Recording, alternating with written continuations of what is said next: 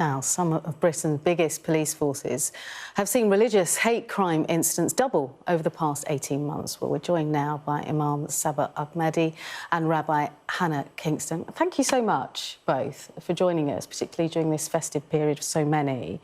That headline, then, a spike in religious hate crimes. I'll start with you, Rabbi, if I may. Your reaction to that?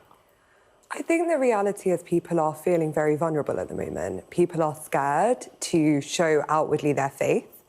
And there has been a real rise that we've seen in anti-Semitism and Islamophobia. And I think our job very much is to help people to feel safe, to be present in their faith communities, and also to model dialogue so that we can show that there's positivity around interfaith relations as well. Yeah. Imam, from your particular community, what are some of the worries that people have had? I think the report shows us the figures are shocking. I think misinformation fuels hatred, which then leads to unrest and a lack of peace within society. And I think we all have a responsibility collectively, you and I and people in government and people in the media, to make sure that we resist those individuals that try to create divides within society, try to get rid of that peace. And look, we can't forget the important role that faith communities play within our society, whether that's with food banks and helping the most vulnerable. And I think it's really important that we have open doors and an open heart and an open mind to really stamp out those individuals that try and divide our community. Rabbi, you're nodding your head. Talk us through some of the particular challenges you feel religious leaders have currently. So I think that one of the things we're facing most as a community is that people are worried to come through the doors, and not just Jews, but actually we really do a lot of outreach to our Muslim neighbours, to our Christian neighbours, and our Muslim neighbours in particular are feeling particularly worried to come through, either from judgment from their own community or what they might face when they walk through the doors. And I think that it has been a real challenge to see some of that happen in reality. But also we've had people that don't feel comfortable coming to synagogue to pray, that are worried to be there. And we're trying to do what we can to make them feel safe, and that's our role. How important is that, Imam, to strike relations with all of our community, to be open and have open doors? Yeah, I think as a Muslim, interfaith work is a part of the role that I do. And my interfaith work stems from the Islamic teaching of the Holy Quran, where it's a Muslim responsibility to protect people of faith. And the Holy Quran mentions protecting people and protecting churches, synagogues and mosques. So I think working with communities to encourage that interfaith dialogue, to work together to make society a safer, happier and peaceful place is an integral part of being a faith leader and being part of a Muslim community. I mean, this is wonderful, isn't it? We're here, we're able to have a really honest, very nice conversation about being more open. But the reality is, some of the biggest police forces across the country, Greater Manchester Police, for example, saying there's been this double spike in religious hate crimes, and that's difficult to tackle from your point of view, making people feel safe to come and worship at synagogues, Rabbi. I think it's true. I think people are feeling particularly vulnerable. I think all faith communities are feeling vulnerable. It's not just Jews. And I think it's our job to kind of remind people that everyone is feeling this sense of vulnerability at the moment.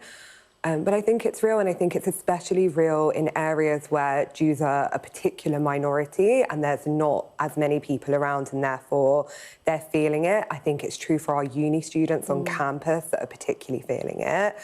But I also think there's a pride around being Jewish at the moment that we're feeling as well, that people are more openly wearing their Star of Davids as a kind of show of solidarity with others. And so I think it goes both ways. How much do you think the spike in religious hatred has been since the 7th of October in particular?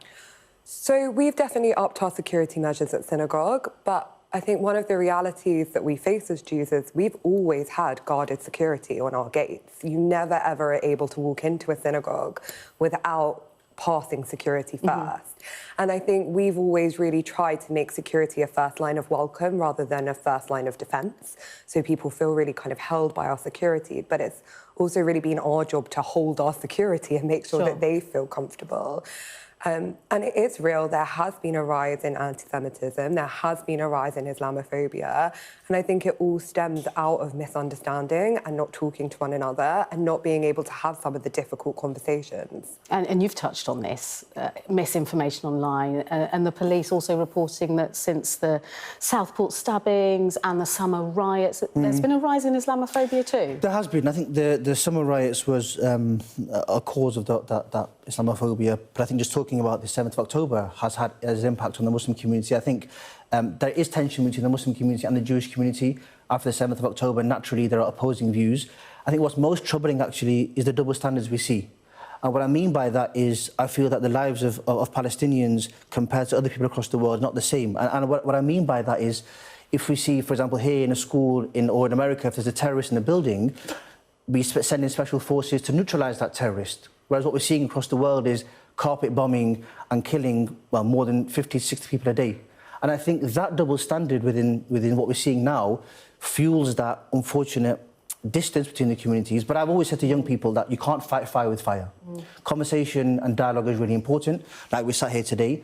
And peaceful dialogue and bringing people together is the way forward to creating a society of understanding. You would echo that, Rabbi, in terms of what we do next to bring communities together? I think the only thing we can do is work towards social cohesion and work towards working together.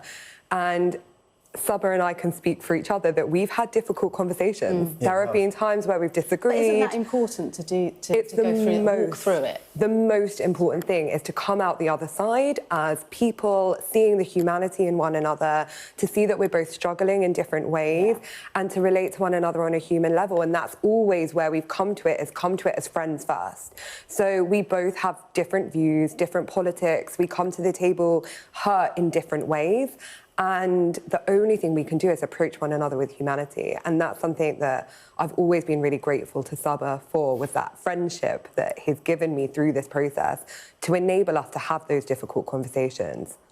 On that note, we'll leave it there. Thank you so much, Rabbi and Imam, for just giving us a fresh take on something quite hard to tackle. Thank you so much.